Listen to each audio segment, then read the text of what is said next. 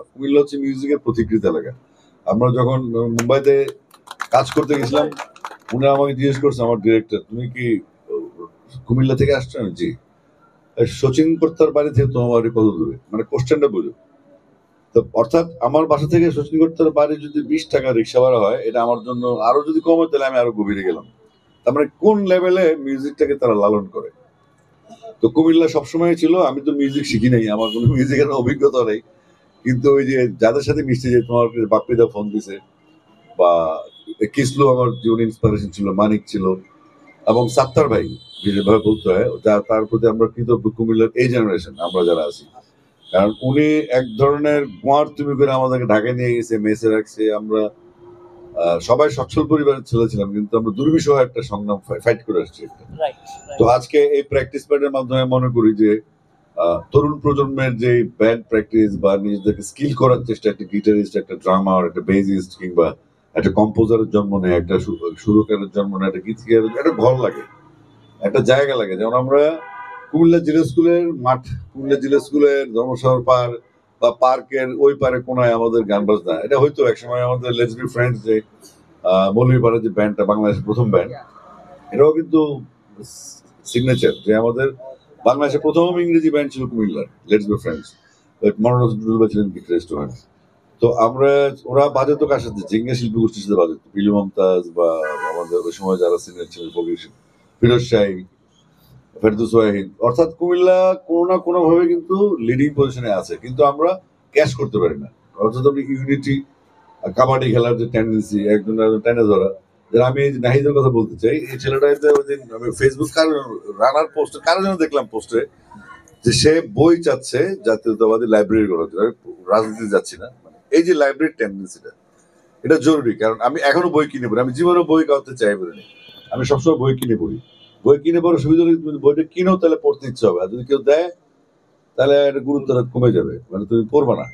তো আজকে প্র্যাকটিস প্যাডের মাধ্যমে নতুন একটা স্টার্ট শুরু হলো কুমিল্লা। স্বাধীনতা নামটাও সুন্দর। আমরা আসলে স্বাধীনতার আনন্দটা উপভোগ করার জন্য আমাদের আরো সময় নিতে হবে, আরো সংযত থাকতে হবে, আরো নিয়ন্ত্রিত থাকতে হবে। অনেক হিসাব নিকাশ বাকি আছে এখনো।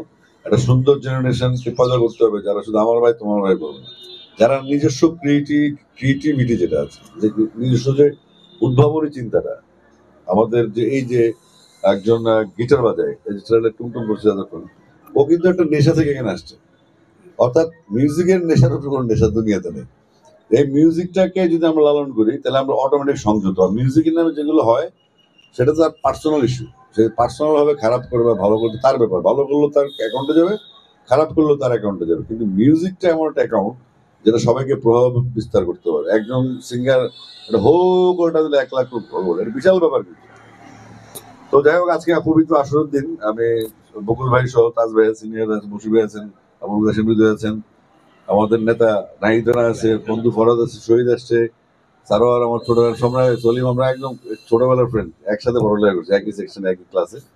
তো তাদেরকে দেখেও বেশি ভালো লাগছে। এই যে আদিল আছে, আমাদের আইব বাচ্চু, আদিলের গান আমার ভালো লাগে, ওর উচ্চারণে ঝামেলা আছে, আমি কইছি ঠিক করে দিলাম। তো এটা হয় কুমিল্লায় আমাদেরকে, কুমিল্লা চ্যাম্পিয়ন বলতে হয়, চ্যাম্পিয়ন ধরা, এটা হয় রেকর্ডিং এর সময় আমাদেরও বেড়ে যায়। লোকাল কুমিল্লা তো ভাই, এটা বাইরে যাবো তাহলে কন্ট্রোল, মানে দ্যাট মিনস ওই ওয়ার্ডটাকে, প্রোনাউন্সিয়েশনটাকে ক্লিয়ার করা, এটা শিখতে হবে। শিখার কোনো শেষ না, শিখার মতো কোনো লজ্জা নেই। আমি মিউজিক শিখি নাই মানে আমি শিখি নাই। কারণ হচ্ছে আমি ক্রিকেট খেলা খেলতাম, একসময় 20 বল খেলে 40 রান করতাম। তো একবার আমার কোচ ভাই তিনি বললেন, তুমি ভালো বল ছাড়ো, খারাপ বল মারো। আমি কিন্তু আগে খারাপ ভালো দুটোই মারতাম। তারপর সব সঞ্জীব দা আমাকে ফোন দিলেন বা অনেক আর্টিস্টকে বললেন, শাকিলা বা যারা ছিলেন সিনিয়র, বলছে আমি একটা স্টুডেন্টের জন্য ওয়েট করতেছি। কে সেই স্টুডেন্ট? হলো আসিফ আকবর। আমি বললাম আমার জিন্দিগিতে গান শিখবো না, একবার খেলা শিখে খেলা ভুলে গেছি। এখন আমি হচ্ছে ন্যাচারাল নদীর মতো, মনে করো কিছু স্রোত আছে যেগুলো ন্যাচারাল, মানে পাহাড়ি ঝর্ণা আছে না, আমরা হচ্ছে ওই রকম, বাট এটা ভেরি রেয়ার। কিন্তু প্র্যাকটিস বা জানা, জেনে আবার জানতে জানতে জানা আর হওয়া যাবে না, বুঝতে বুঝতে বুঝুর্গ নিতে হবে। আমরা আশা করব আজকে এই স্বাধীনতা প্র্যাকটিস প্যাডের মাধ্যমে আমাদের কুমিল্লার নতুন জেনারেশন, আমি মাঝে মধ্যে আসবো এখানে, তোমাদের সাথে সেশন করবো ইনশাল্লাহ। তো যাই হোক, নতুন শুরু হলো, আজকে দিনটাও পবিত্র। মিউজিকের সাথে ইসলামের কোনো কন্ট্রাডিকশন কখনো ছিল না, এটা মোল্লাদের আলোচনা, এটা আমরা যাবো না, সায়েন্স বলে না। কারণ আমরা জানি পৃথিবীতে কোন তিনজনকে প্রথম নরকে নিক্ষিপ্ত করা হবে, তাদের মধ্যে কোনো গায়ক গায়িকা নেই। তো সুতরাং মিউজিক করো, মিউজিক ফর লাইফ। খবরে যে 3 প্রজাতি নিক্ষিপ্ত তারা সবাই ভালো হয়, আলেম, দিনদার এবং দানশীল। আমাদের লিস্টে নেই প্রথম লাকড়ি হিসেবে নরকে, তাই না?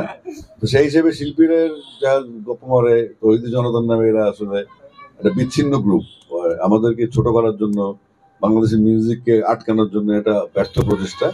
এগুলো হবে না। আমাদের লোকগীতি এত স্ট্রং, আমাদের মানুষের ঘরে ঘরে বাটিয়ালি, ভাওয়াইয়া এগুলো এখনো বিরাজ করে সিলেট অঞ্চলে, চিনাং অঞ্চলে। তো মিউজিক এত শক্তিশালী বাংলাদেশে, যে অনেক ষড়যন্ত্র হয়েছে, অতীতে আরো হবে।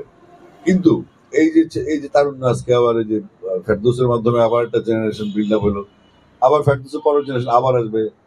অনেকে, সবাই স্টার হয় না, সবাই সবাই স্টার হবে না, সবাই উদ্ভাবনী শক্তিটা সব জায়গায় বিক্রিও হবে না, সব জায়গায় মূল্যায়িত হবে না। বাট মূল্যায়ন, মেধার মূল্যায়ন যারা করতে পারে তারা নিজেরা মেধাবী না, এটা মাথায় রাখতে হবে। তো সুতরাং মূল্যায়নের আশা কোনো কিছু করা উচিত না। তুমি যদি ভালো কিছু করে ফেলো, মূল্যায়িত হবে। আমার খুব ভালো লাগছে আজকে সবাইকে দেখে এখানে। সবাই ভালো থাকবেন। বড় হয়েছি আমি। আহ, এটা একটা নিঃসন্দেহে ভালো উদ্যোগ। এখানে যারা সিনিয়র, বশির ভাই তো আমাদের, বশির ভাই পাশে আমরা প্র্যাকটিস করছি মনে হয়, সাত্তার ভাই সহ, ছোট ভাই। ওখানে একটা ফ্যান্টাসি ব্যান্ড ছিল চর্চার, সেখানে তাদের ওনার বাসাটা দিয়ে দিচ্ছে উনি, যে প্র্যাকটিস করো তোমরা। তো আমরাও ফাঁকে ফাঁকে যেতাম লিড অ্যাম্পলিফায়ার আনতে। তো সাত্তার ভাইয়ের কারণে আজকে জাভেদ আহমেদ কিছুর মতো মিউজিক ডিরেক্টর বাংলাদেশে ডমিনেট করছে, ভালো মিউজিক কম্পোজার। এবং মানিকের মতো একজন ড্রামারের জন্ম হয়েছে ওখান থেকে, হানিফ তো মারা গেল।